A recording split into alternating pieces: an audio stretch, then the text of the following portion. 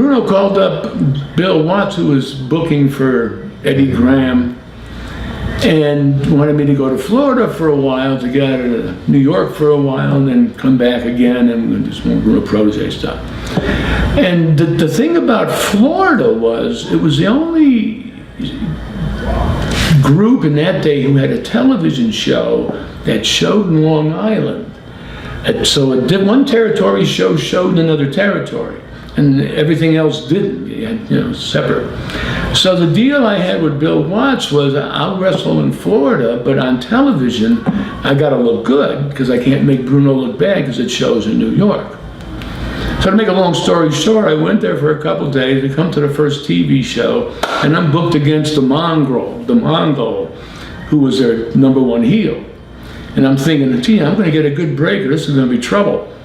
So I got what they wanted, to have done, and I went to Bill Watts and said, Bill, I can't do this on TV. This was the deal, make Bruno look bad. So Bill went, well, I'm gonna have to fire you. So Bill Watts fires me. And here's the funny part.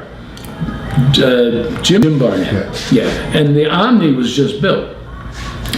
And Jim Barnett had wanted Bruno to come down and be on the first Omni show. Worked out a deal with Vince, and Bruno agreed to do it, but he wasn't happy about doing it, didn't want to do it, didn't want to fly away and all that. And when Bill Watts fired me, because Eddie Graham told him to, because I wouldn't go along with the program, Bruno used that as an excuse to cancel out of the Omni, because he didn't want to do it.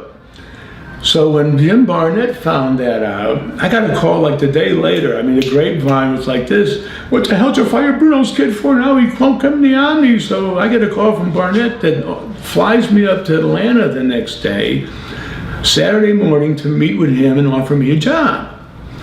And I get 7 in the morning, I get there, and there's like all the guys passed out, because they had like an 8 o'clock live TV on Saturday mornings. It was an early show. So now we're in this little room, bunch of guys. Bearcat Wright sees me come in, and he stands up. And as Bearcat Wright stands up and starts talking, Jim Barnett and Bill Watts come out of a hallway and are standing right behind Bearcat as Bearcat yells to all the guys, hey guys, this is the kid that told Bill Watts to go F himself.